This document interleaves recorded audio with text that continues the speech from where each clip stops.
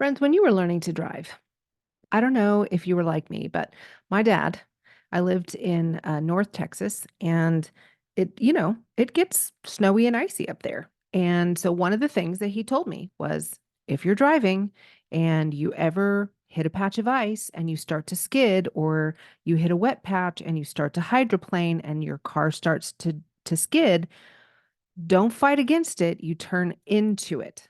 And that's how you right the car. That is terrifying if it's ever happened to you, because every fiber of your being wants to turn hard against the skid. But it's when you turn into the skid that you're gently able to go with what your car is trying to do and get it back into the right position to continue on. I don't know about you guys, but my life feels like that sometimes. In fact, it kind of feels like that right now. We are in a super, super busy season, and learning how to navigate that without going nuts, that's the topic of today's podcast. So let's dive in. Truth time. When's the last time you raised your hands for a swift kick in the pants? Well, I'm the no nonsense type friend who's going to tell you when you have food in your teeth. So let's get right to it. This is your infusion of sacred and secular, calling you higher into who God created you to be, how intimately faith applies to every part of your life, and how you can live that faith walk every single day in the marketplace. I've felt the tension of separation of church and state. I've been one of a few women at a table of men for decades, and I've stood my ground. Are you ready to do the same? These tools, resources, and interviews are meant to do just that. I'm Jan Touchberry, and it's time to share her faith at work. So I find myself in a season of life that I'm feeling a tad out of control, and I don't like it. I am working on my need for control. I think that's going to be a lifelong quest for overcoming my need for control. But right now, we're in a season where we're finding ourselves having a very short period of time to get our house ready to show, because we're moving. And don't worry if you're listening to this, we're just moving right up the road, but we are moving. And we have made the decision. We're getting ready to sign the contract with the realtor, and it's happening. And so I have like a very, very short period of time to get my house show worthy. And I have that on top of work, on top of taking care of the dog, on top of the kids and the grandkids and the husband and all the things. And I'm feeling a little bit frazzled. Frazzled is a good word, I think, to describe how I'm feeling right this second. So when I was praying about what the podcast for this week was going to be, man, I have several topics that have been on my heart lately, but this one rose to the top because it's just real life, guys. And sometimes you just got to talk about your feelings. So that's what we're going to do today. You know, as a woman, we hear about the Proverbs 31 woman all the time. And that is a high standard to feel like you have to attain all the time. I don't think it's possible. I just don't. And life ebbs and flows. You know, you hear that whole work-life balance, and, you got to balance things and try to balance life and balance your kids and balance this. Well, I think balance is a myth as well. In fact, my pastor has written 2 books on rhythm versus balance. And I totally agree. I'm going to link his book, Your Life in Rhythm, in the show notes because it's really good. And it is so true that we have seasons in life. We have rhythms, right? You have the busy season and you have the season that slows down a little bit.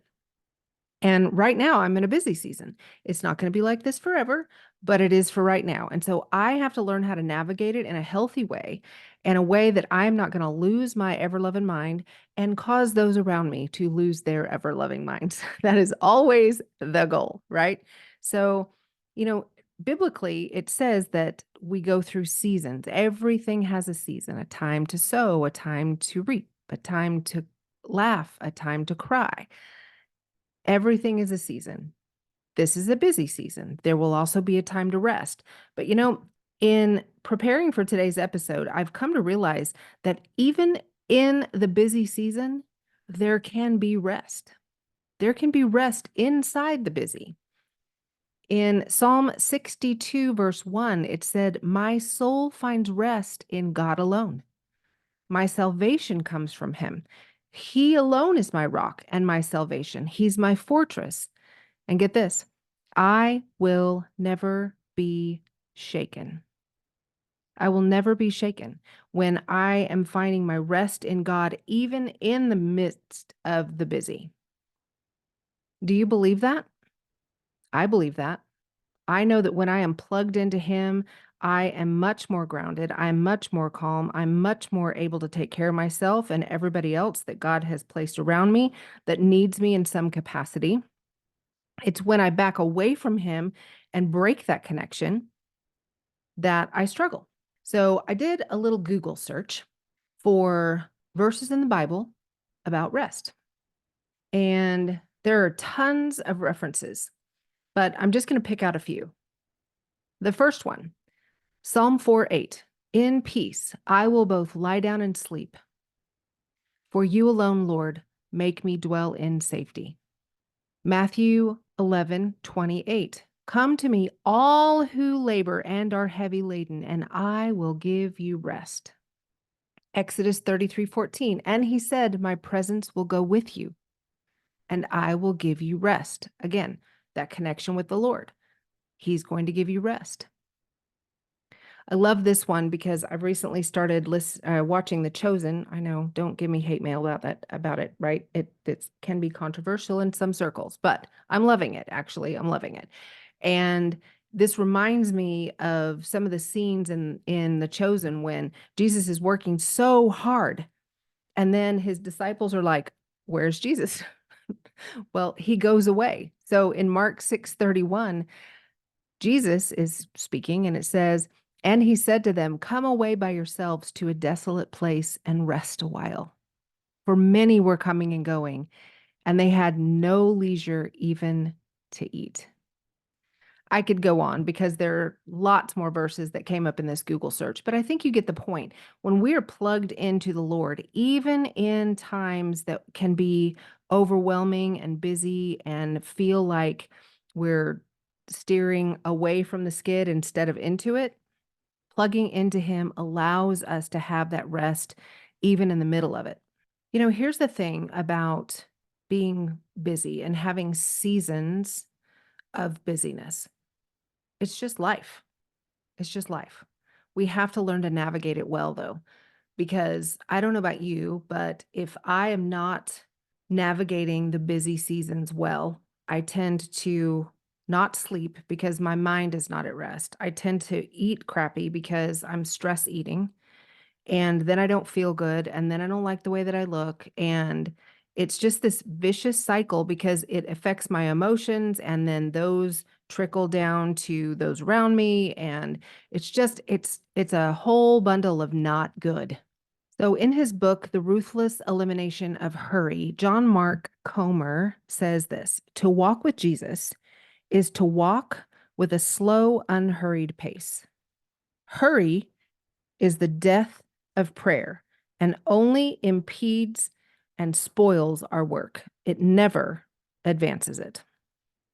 I did a little research on the difference between hurry and busy. Being busy is being occupied, having many things to do. Being hurried is doing those things quickly in a rushed manner and at a rapid pace. So you can be busy slowly or busy quickly. Being busy is simply an external condition. Here's the kicker. Hurry is an internal state, a mindset that results in a certain pace of living. I believe that when we are doing busy well, your internal state is not in a state of hurry. Your mindset is not in a state of hurry. It's in a state of peace and rest. And I really do believe that that's possible. I think the Bible says that it is. So, what can you do to move through these busy seasons of life and not lose your mind? Well, I have a few things that I am trying to do to help me keep up with what's going on in my busyness at the moment, the busy rhythm that I'm going to share with you. And hopefully you get something out of it that you can put into practice when you're in these seasons. You may not be in one right now, but I can guarantee you will be in the future. So here's what I'm doing. I am making sure, number one, to prioritize my time with the Lord in the mornings. I go on walks most days and I am listening to worship music or listening to a sermon. And then after that, I spend some time in my office journaling and doing my verse mapping and kind of digging into scripture, having some prayer time. And that is life to me. It is life to me. On days that I can't, for whatever reason, block out that time in the morning. I am really, really, really trying to be intentional to do it at night or do it while I'm driving. I have commute time. And so if I can't sit down still at my desk, I can be with the Lord in the car. And is it as good? No. But is it better than nothing? Absolutely. Yes, it is. So prioritizing time with the Lord, and that can look different on different days. The next thing is blocking my time. I know what I have to get done at work. I know the time that I have to do that. I know what I need to get done at home. And so I'm really trying to be intentional in blocking my time and not wasting time. I'm not watching TV. Or if I am watching TV, I'm packing boxes while I'm watching TV. So, like, there's ways that you can block your time in a wise manner so that you can get things done and it just doesn't feel out of control.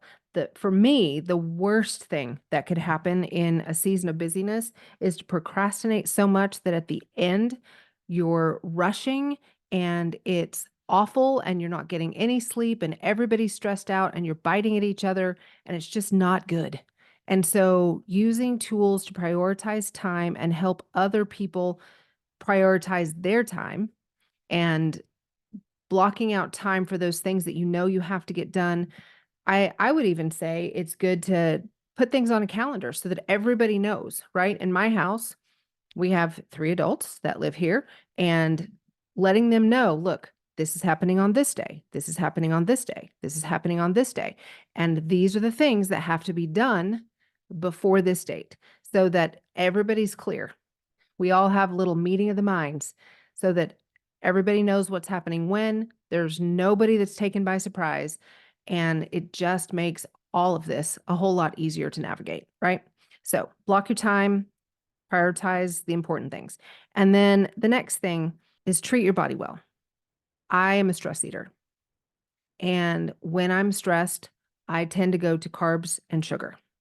And it is the worst thing for me because I just don't feel good. And I feel guilty after I do it. And so making sure that I have healthy snacks available, I really think that in the month of July, I am going to institute a only shopping on the outside edges of the grocery store policy. For 1 month, we are not going to even have anything in the house that is crappy. And I am not going to go through the drive-through because of convenience. I'm going to have things that are ready to go. And so is it going to take some planning? Yes. But is it going to be better in the end? Yes, because I'm going to feel good in the process. And it's going to allow my body to function well during a season that it has to function well. So treat your body well. And then last but not least, prioritize sleep. Y'all, I know that sleep is something that is, some people say they don't need a whole lot of sleep. I think I actually know someone who says that genetically she only needs 4 hours of sleep a night. And so I think that that's possible, but I think that is the exception rather than the rule. And if you are anything like me and your brain is overactive and actually keeps you up when you are thinking about so many things, it's impossible to sleep well. And then again, that horrible domino because you're tired and you're grouchy and, all the things that happen when you don't sleep well. And so I I have a couple of things that I've started doing to ensure that that I get a better night's sleep. Take it or leave it. It may not work for you. I'm just telling you what has worked for me. I am trying really, really hard not to eat anything past 6 o'clock, 6:30 at the latest, so that I can give my body a good 2 or 3 hours to digest food before I head to bed. So that's number one. Number two, I've learned that for me, eating sugar later in the day, my body does not like it and I don't sleep well. And so if I'm going to have any kind of sweet treat, I do it at the lunch hour or early afternoon, not even with dinner, because I just sleep better when my body is not having to fight against sugar and swings in my blood sugar. And so that's tip number two. The next thing is y'all don't laugh and don't judge. I know somebody's gonna get judgy right now. Ask me if I care. I don't really care anymore. The the thing that tends to allow my mind to just kind of settle is playing a mindless game of word search or Candy Crush or something like that on my iPad, because it literally is just allowing my whole system to just veg, and it doesn't stress me out. It is a little bit, it's calming. And I have found that since I started doing that, I put on my blue light blocker glasses. And since I started doing that, my sleep has been drastically improved, which I would not have thought that it would, but there you go. It does, it works. And I have Aura Ring data to prove it, y'all. Um, I think that's another tip for you who are really struggling to get good sleep and to know what affects your sleep. My Aura Ring, I absolutely love it. So I can drop a link in the show notes for my Aura Ring too, if you want to look into that. But it's super helpful. It gives you great insight and allows you to track like what habits are working and how different things affect your sleep so that you can start to see trends. And then the other thing for me is I put on a deep sleep music playlist that it plays frequencies that just allow your brain to calm. And that's super helpful. And then I really try to sleep with my room colder at night. And that has also been super helpful. So prioritizing sleep. So just to recap, prioritizing your time with the Lord, blocking your time, treating your body well, and prioritizing your sleep. Those are the things that I'm really trying to do during this really super busy season of my life. And just remember that rest comes from God. Rest comes from God. Find rest for your soul in God alone. Your salvation comes from Him. He alone is your rock and your salvation. He is your fortress. You will never be shaken. You guys have a great week.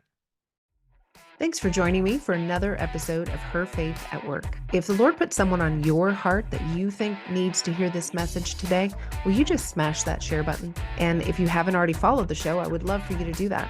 Super extra points if you hop over to Apple Podcasts and leave us a review. That helps the algorithm pick us up and drop us right in the AirPods of people that need to hear what the Lord is saying to them today.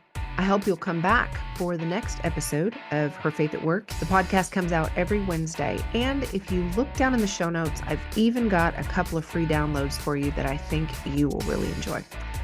With that, have a great week. See you next time.